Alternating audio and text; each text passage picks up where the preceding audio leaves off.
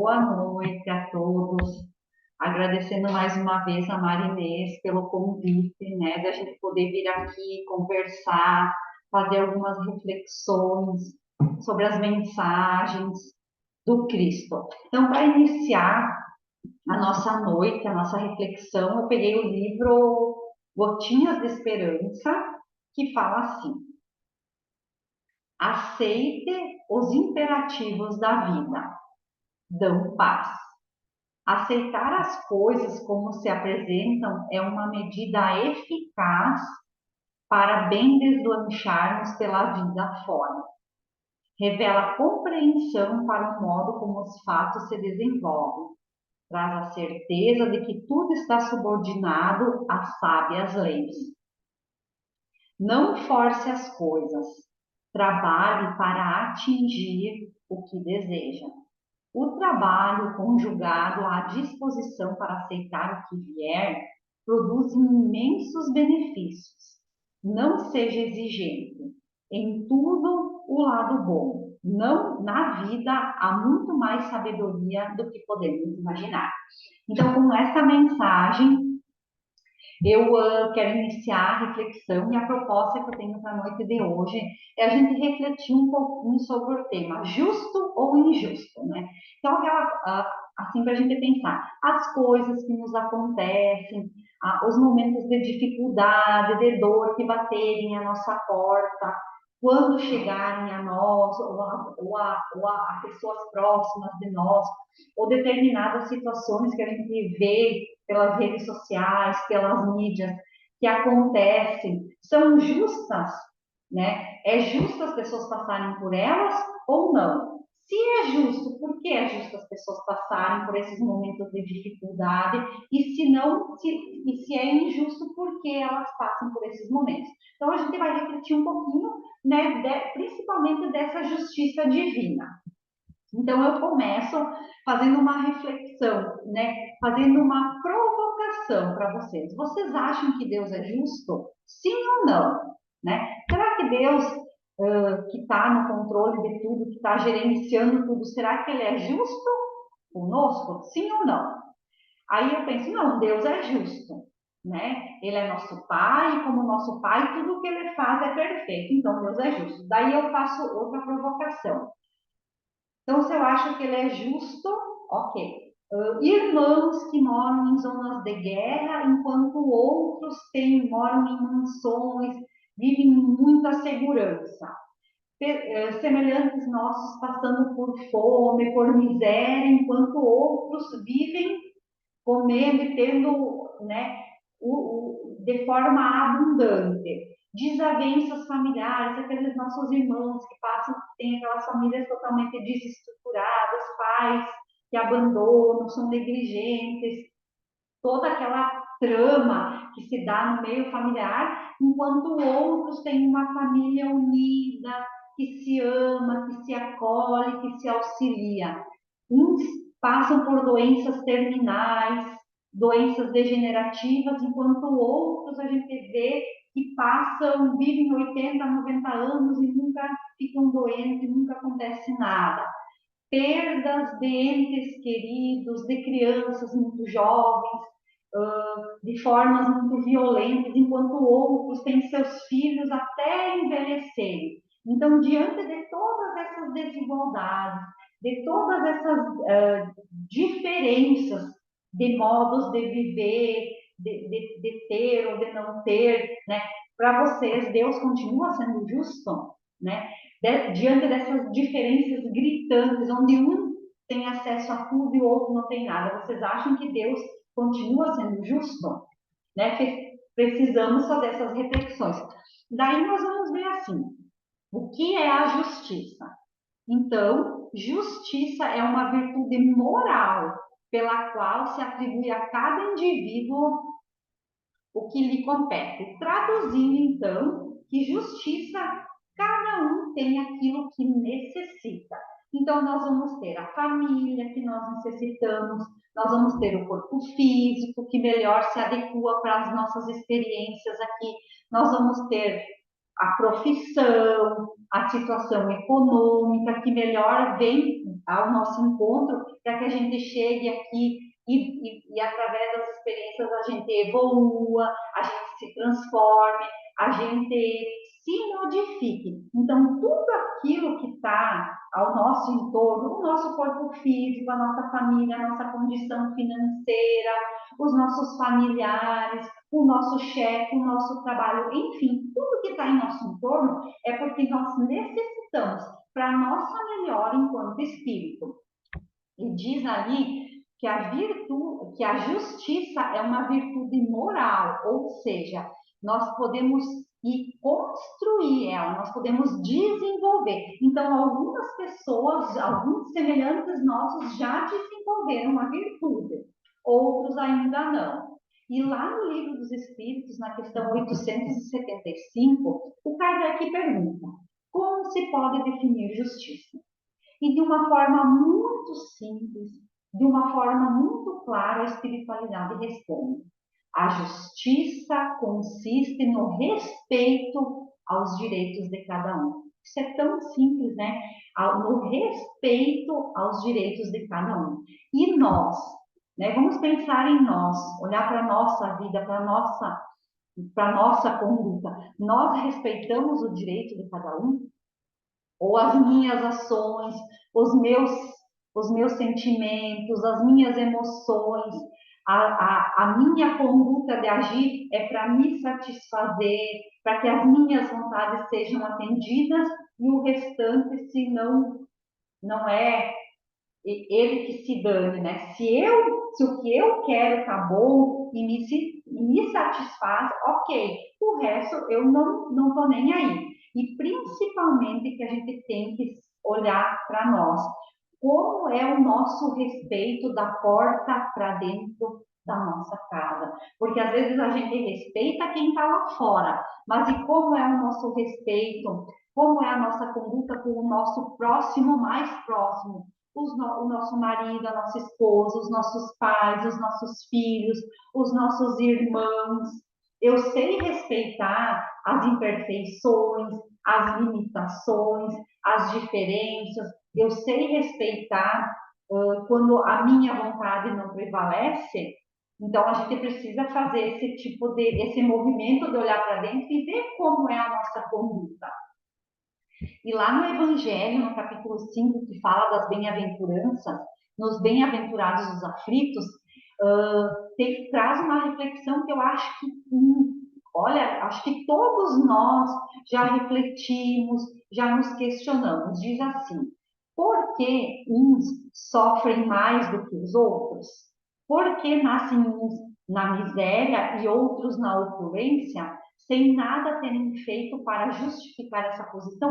Então nós nos questionamos: meu Deus, mas por que uns têm tudo? Moram em mansões, têm direito aos melhores hospitais, quando ficam doentes, aos melhores médicos. Parece que na vida dessas pessoas tudo dá certo, vivem uma vida muito feliz. E para outros, quando a gente olha, meu Deus, aquela pessoa vive, né, não tem aonde morar, ou não consegue dar o sustento mínimo necessário para sua família, ou está doente e não tem acesso ao médico, aos hospitais, ou à medicação, né? Então, uns vivem no melhor, né, no conforto absoluto, e outros não têm o mínimo para viver. Então, a gente se questiona.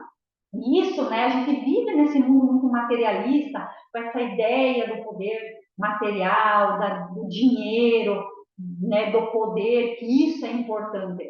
Só que nós, né, se nós olharmos apenas do ponto de vista do aqui e do agora, não tem como haver justiça. Né? Nós não vamos entender que Deus seja justo olhando só do aqui e do agora. Então, isso nos leva a refletir e começar a compreender o que diz lá no Livro dos Espíritos, no capítulo 13, dos atributos da divindade, ou seja, das características de Deus. Que ele é único, ele é imutável, ele é imaterial, ele é eterno e principalmente, que é o que a gente vai se deter para a nossa reflexão de hoje, que Deus ele é soberanamente bom e justo. Então, lá, quando fala dos atributos da divindade, diz assim: A sabedoria divina se manifesta em tudo, desde o mais pequeno detalhe até os grandes acontecimentos, demonstrando a justiça e a bondade de Deus. Então, Deus, essa inteligência divina que nos criou e criou tudo que existe, ele se manifesta desde o pequeno átomo. Essa sabedoria divina, ela se manifesta desde o pequeno átomo até aos grandes eventos, aos grandes cataclismos, às grandes devastações, destruições, e até nas descobertas da ciência, da tecnologia, da saúde, para nos elevar, para que a gente possa, né, evoluir. Então, em tudo o que existe, há essa sabedoria divina, há essa inteligência. Então, Deus, ele é soberanamente bom e justo. E ele rege tudo que foi criado por uma lei, a sua lei, que é a lei de amor, de justiça e de caridade. Eu gosto sempre de fazer dela um resumão, que é a lei de amor. E nós, como seus filhos, estamos mergulhados nessa misericórdia, nós estamos mergulhados nesse amor de Deus. Então, Deus demonstra em tudo o que ele criou a sua bondade e a sua justiça. E daí a gente ainda pensa, meu Deus, mas por que um não tem o que comer e o outro tem? Um mora numa mansão e o outro mora embaixo da ponte. Então, onde está essa justiça que não se expressa para todos da mesma forma? Então, nós nos questionamos, aonde está Deus diante de tanta maldade? Aonde está Deus diante de tanto sofrimento? Onde está Deus, né? O nosso Pai? Onde Ele está? E daí nós temos que compreender que Deus, Ele está no controle de tudo. Ele está gerenciando esse mal. E se Ele permite, se Ele autoriza esses processos de dor, esses processos de aflição, de sofrimento para nós, para as pessoas próximas a nós, esses eventos, né, de destruição, é porque tem um propósito maior, tem uma causa, tem uma justificativa que sempre é para que a gente evolua enquanto sociedade, para que a gente evolua enquanto família, para que a gente evolua enquanto município e para que a gente evolua como espírito. Então, a doutrina espírita, que é maravilhosa, vem nos esclarecer que Deus tem todo o poder, toda a justiça e toda a bondade, senão não seria Deus. E se ele é soberanamente bom e justo, ele não poderia agir com parcialidade. Ou seja, se ele é bom e justo, ele não pode beneficiar uns e outros não. Então, logo, esses sofrimentos, essas vicissitudes da nossa vida derivam de uma causa. E se Deus é justo, essa causa também há de ser justa. Então, quando eu começo a compreender dos atributos de Deus, dessa sua justiça, dessa sua bondade, eu vou entender que ele nos dá o livre-arbítrio e eu, como seu filho, posso fazer o que eu quiser. E isso eu estou gerando uma causa. E esta minha causa, em algum momento, vai gerar um efeito. Então, pode ser que eu vou lá na frente ter mais de coisas elevadas, positivas, que vão me gerar tranquilidade, leveza, ou as minhas ações de agora, lá na frente, como consequência, vão me gerar dor, sofrimento, que é o que que é o que a doutrina sempre fala, que é a lei de ação e de reação, a lei de causa e efeito. Eu sempre brinco, né? Que a gente planta sorrindo e colhe chorando. Então, quando a gente vai plantando a maldade, a discórdia, está tudo bonito, está tudo, todo mundo feliz. Mas e quando chega o momento de eu colher? Será que a minha colheita também vai ser sorrindo? Então, nós precisamos refletir o que nós estamos plantando agora. Quais são as nossas ações? Quais são os nossos pensamentos? Quais são os nossos sentimentos?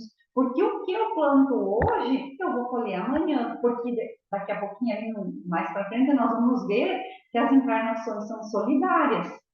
Então, Jesus, ele vem e nos mostra um caminho seguro a seguir. E ele é muito fácil. Ele nos diz assim: a cada um segundo as suas obras, né? Então, eu sou responsável por mim. Eu sou responsável pelas minhas escolhas. Eu respondo por aquilo que eu faço. Então, nós sentimos as consequências do que fazemos em nós mesmos. Então, o que eu estou plantando agora, que lá na frente vai me trazer uma consequência? Será que eu estou plantando a bondade, a benevolência, a paciência, eu estou exercitando o perdão, que lá na frente eu vou receber de volta? Ou eu estou aqui vivendo uma vida no orgulho, na raiva, na soberba, na avareza, na maledicência, na inveja, que lá na frente vai ter uma consequência? Então, Deus, na sua justiça, não poderia ter criado espíritos mais perfeitos e outros menos imperfeitos. Então, todos nós fomos criados simples e ignorantes.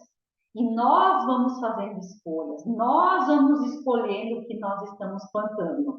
Então, nós criamos a nossa própria dor. Eu crio a minha dor, eu crio o meu sofrimento, ou eu crio a minha felicidade, pelas minhas escolhas, pela minha conduta. Por isso que a doutrina espírita vem nos esclarecer da pluralidade das existências. E eu acho que essa é uma das grandes sacadas do Espiritismo, porque quando a gente entende isso, da pluralidade das existências, eu acho que se abre um horizonte enorme para nós. O que é a pluralidade? São as muitas vidas. A doutrina nos esclarece que nós somos espíritos imortais, que nós já tivemos muitas vidas, infinitas vidas, e vamos ter muitas outras. E que se eu vivo uma vida com a visão de uma única vida, né? Aí eu acho que, né, isso vai justificar eu matar, roubar, lesar, fazer o mal. Por quê? Porque quando eu morrer, acabou tudo. Então eu quero ser feliz, eu quero ter conforto, eu quero que as minhas necessidades sejam atendidas, então, ok, eu vou lá e vou viver como se não houvesse amanhã. Então, a visão de uma única vida, ela justifica as maldades, as intrigas, né, as coisas ruins que o semelhante faz. Agora, quando eu entendo que a vida, né, que nós não acabamos com a morte do corpo biológico, que a vida continua e que nós vamos sempre respondendo por tudo aquilo que a gente faz, nós vamos ter um novo olhar, né, para a gente viver aqui enquanto encarnado. Então, nós vamos entender que se hoje eu pratico o mal, amanhã eu vou receber o mal de volta. Eu vou ter que reparar o que eu fiz. Se hoje eu sou justa, se hoje eu amo, se hoje eu pratico a caridade, eu vou lá na frente, eu vou receber bondade, vou receber o perdão de volta. Então, nós vamos sendo responsáveis por aquilo que nós vamos fazendo. Então, nós precisamos ter a certeza dessa pluralidade das existências, que nós somos espíritos imortais, que nós não, que a morte, que a vida não acaba com a morte do corpo biológico. Como diz o Haroldo, passamos pelo berço, passamos pelo túmulo, mas nunca saímos da vida. O que acaba, né, é o corpo físico, mas nós, enquanto espíritos, continuamos.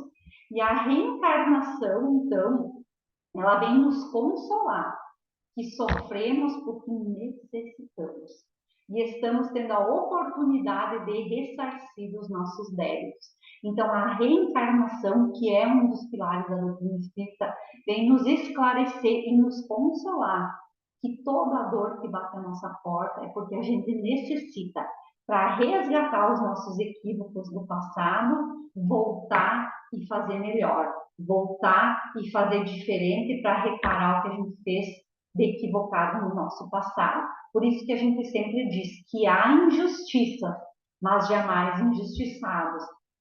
Então, a injustiça no mundo de provas e expiações, que é onde nós vivemos, com espíritos altamente endividados, onde o passado ainda fala mal, sempre vai haver injustiçado, sempre vai haver, desculpa, injustiça, mas injustiçados não há. Então, por exemplo, aquela bala perdida que lá da favela um traficante atirou, correu 2 quilômetros e pegou um pai de família que estava voltando para casa do trabalho. Aos nossos olhos de espíritos aqui encarnados, é uma injustiça, mas no mundo espiritual já estava tudo organizado, estava tudo planejado para que esse pai de família passasse por essa experiência para reparar de repente um erro do passado dele. Claro, aos nossos olhos, quem cometia, só que assim, o que a gente precisa compreender, ele reparou um débito do passado dele, mas a pessoa, o nosso irmão lá da favela, que atirou e acertou ser pai de família, contraiu o débito. O pai de família resgatou um erro do passado. Só que quem cometeu a injustiça contraiu uma dívida. Então, por isso que a reencarnação é uma forma com que se cumpra essa justiça de Deus. Por isso que a gente diz que as encarnações são solidárias. Está lá no livro Céu e Inferno, que as encarnações são solidárias. O que isso quer dizer? Que o que eu fiz numa existência, se eu não respondi nela, eu vou responder nessa. Que o que eu fiz nesta existência, se eu não respondo nessa, eu vou responder na próxima ou nas próximas, quando nós já temos a maturidade espiritual para passar por elas. Então, a reencarnação é o próprio perdão de Deus para as nossas faltas e a possibilidade da gente voltar e fazer diferente. Isso é lindo.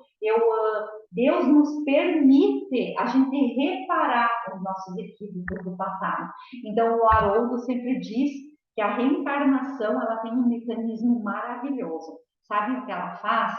Ela inverte o lado. A vida vai nos ensinando, mudando a posição. Então, o que acontece? Hoje eu roubo, amanhã eu sou roubado. Hoje eu traio, amanhã eu sou traído. Hoje eu sou um filho ingrato, né? Um filho negligente. Amanhã eu vou ser pai e vou ter filhos negligentes e ingratos. Então, a reencarnação nos possibilita que a gente repare, que a gente resgate tudo aquilo que a gente se equivocou no passado. Por isso que a justiça divina é restaurativa, é maravilhoso. Eu fui pesquisar no dicionário o que é restaurativo, restaurar, é recuperar, reparar e consertar. Então, a justiça divina é para que a gente conserte o que a gente fez de errado. Né? Então, eu errei. Então, também a justiça divina acaba com essa ideia das dívidas eternas.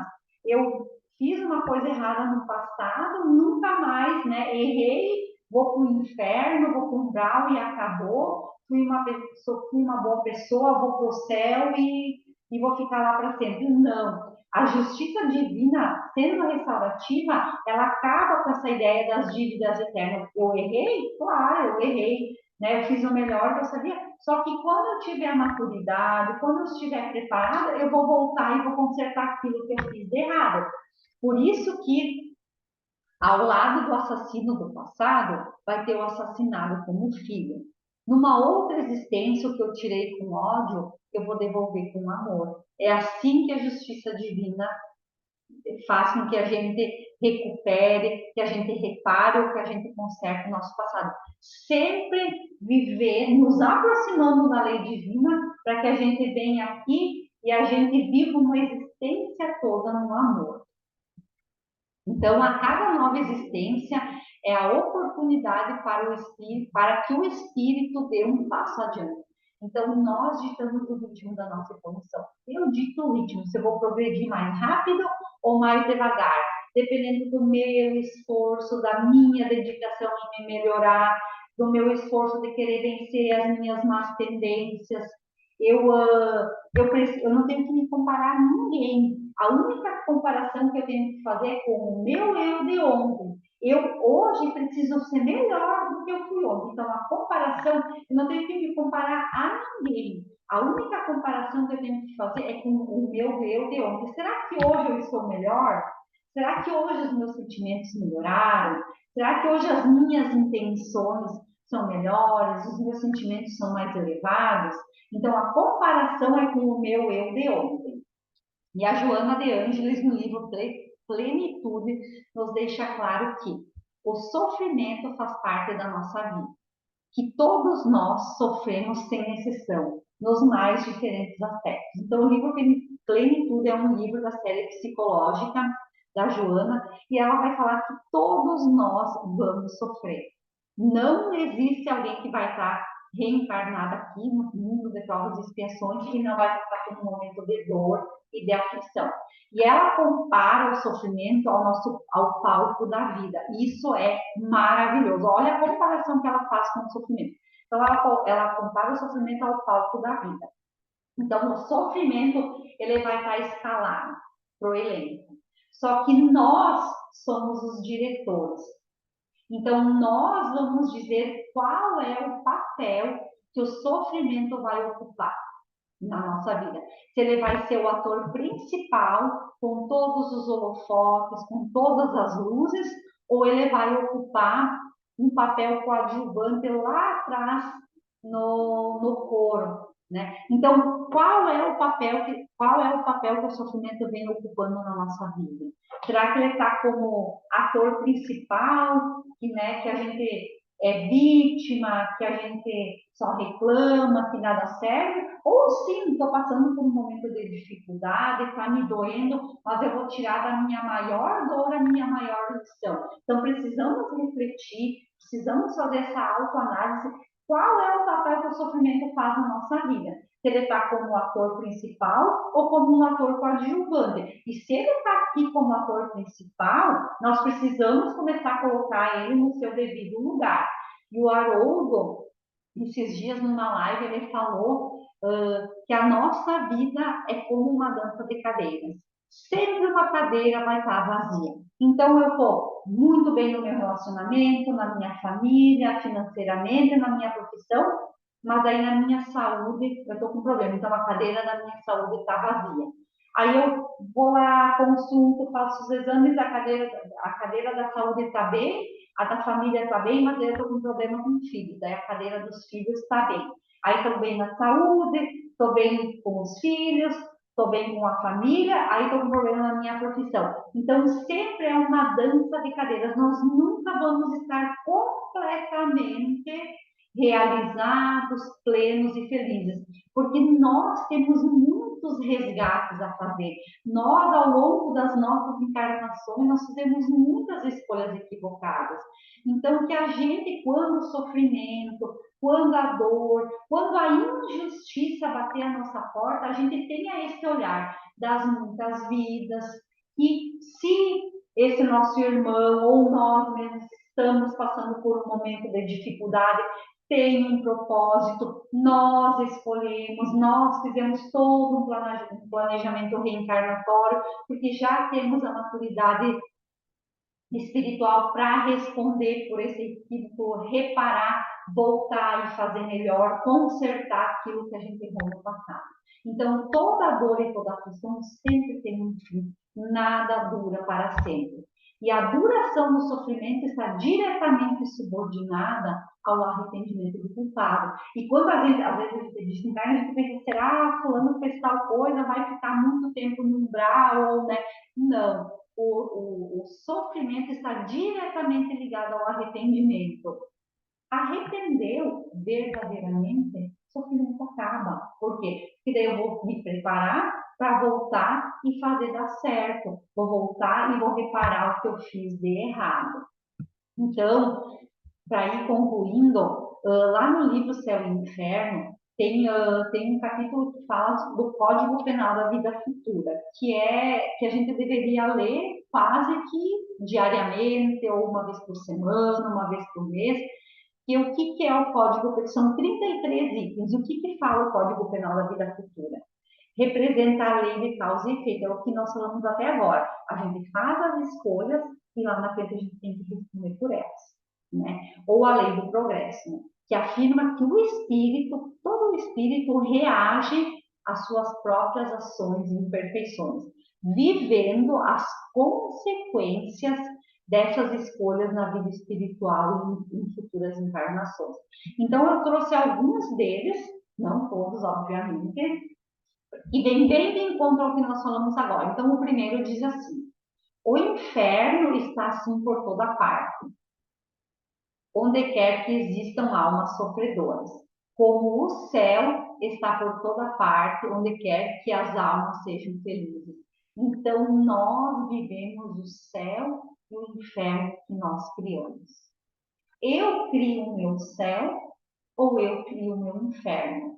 Então, dependendo de como eu reajo, como eu lido com as situações que me acontecem, eu posso viver o meu céu de plenitude, de leveza, de tranquilidade, de resiliência, de ressignificar essa dor, eu posso viver o inferno. Triste, deprimida, angustiada, injustiçada, achando que só acontece comigo. Então, nós criamos o nosso céu e nós criamos o nosso inferno. O segundo, o espírito sofre segundo que fez sofrer. Né? Então, é como eu disse, a gente planta sorrindo e colhe chorando. Então, como nós estamos lidando com que, né, quais são as nossas ações, quais são os nossos pensamentos? Será que nós estamos vivendo aquela máxima que diz fazer ao outro aquilo que a gente quer para nós? Porque, por exemplo, eu vou falar, vou fazer tal coisa para minha colega de trabalho. E se fosse para mim, eu queria, então eu vou fazer. Eu não queria, então eu não vou fazer. Porque eu vou criar o meu mal, eu vou criar a minha dor e eu vou sofrer aquilo que eu faço o outro sofrer. Como eu vou viver uma vida mais feliz e tranquila se eu proporciono isso para o meu próximo, para o meu semelhante. O terceiro, toda falta que se comete, todo um mal praticado é uma dívida contra ele que tem que ser paga. Se não for nesta existência, será na próxima ou nas seguintes, porque todas as existências são solidárias entre si. Então, é o que eu falei. O que eu fiz numa existência, se eu não respondi nessa, eu vou responder na próxima ou na seguinte. Está ali no Código Penal da vida futura. Sempre Deus, pela sua justiça e pela sua bondade, Ele nos permite nós resgatarmos os nossos erros, os nossos equívocos do passado, quando nós já estamos preparados. É como, por exemplo, eu tenho um filho, eu não vou dar a direção do carro e dizer para o meu filho de 6 anos, vai lá em Passo Fundo, no mercado, compra tal coisa e volta aqui para a selva. Não, eu não vou porque ele não tem condições, ele não está preparado, uma criança de 6 anos, para pegar o carro e ir para uma outra cidade e voltar. E Deus faz exatamente isso conosco. Ele vai nos dar, ele vai permitir, ele vai autorizar que a gente passe, que a gente resgate aquilo que a gente já tem a maturidade e que a gente já esteja preparado. Só que tudo aquilo que a gente fizer ao outro de ruim, de maldade, de injustiça, em algum momento de alguma existência, nós vamos ter que responder por elas. Então, todos sofremos apenas as nossas imperfeições. Então, o que nós precisamos entender? Quanto maior o meu erro, maior vai ser a minha reparação. Então, mais dor eu crio para mim, porque eu sou responsável. Então, por exemplo, eu sou uma pessoa que fala mal da vida dos outros, em algum momento alguém vai falar mal da minha vida. Então, eu gerei um tipo de dor para mim. Agora, por exemplo, quando numa existência, para conseguir enriquecer, eu matei, esquartejei e escondi o corpo do meu sócio, a minha reparação vai ser muito maior. Então, a dor que eu crio para mim é muito maior. Então, para quitar uma única falta e suas consequências, nós precisamos três condições. Primeiro é se arrepender verdadeiramente. Então, o arrependimento verdadeiro que pesa na nossa consciência, que nos tira o sono, tanto aqui ou que lá no mundo espiritual a gente está perturbado, porque a gente não aceita o que a gente fez de errado. Me arrependi, segundo, vou expiar, a expiação. Então, é a oportunidade que nós temos de sofrer aquele mal, né? De passar por aquela situação. Então, eu me arrependi, eu expiei e, por último, eu vou reparar, ou seja, eu vou consertar o prejuízo que eu causei ao meu próximo. Então, olha a trabalheira que a gente tem para uma única falta.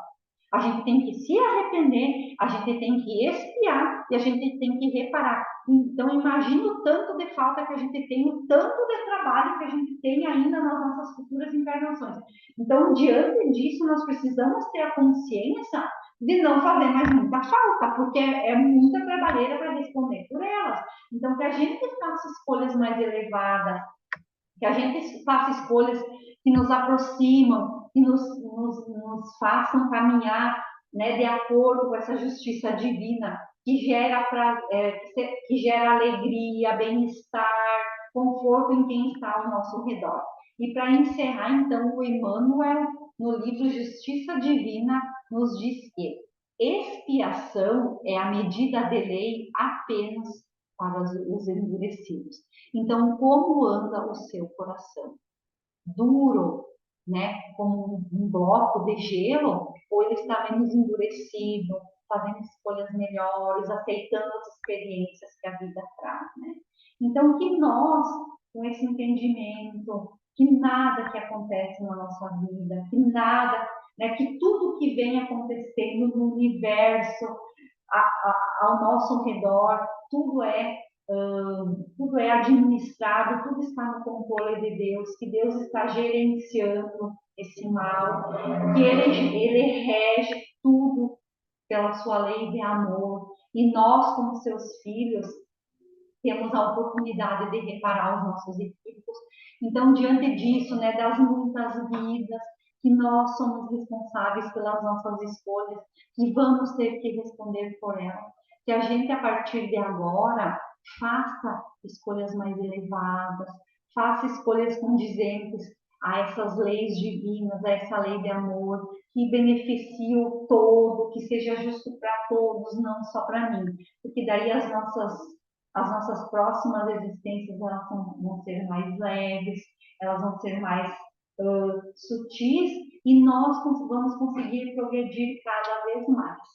Então, para encerrar, peço que todos fechem os olhos, elevando o nosso pensamento a Deus, agradecendo a tudo aquilo que bate na nossa porta. Que Deus, com a sua lei de amor, com a sua lei de justiça, com a sua lei de bondade, como nosso Pai, Ele nos ama, Ele nos quer bem, Ele nos protege, nos guia. E que quando as dificuldades baterem na nossa porta, nós possamos ressignificar e tirar as melhores lições. Que a espiritualidade elevada nos acompanhe, nos intua, para que a gente sempre seja amparado para escolher os melhores caminhos. Que assim seja. Muito obrigada.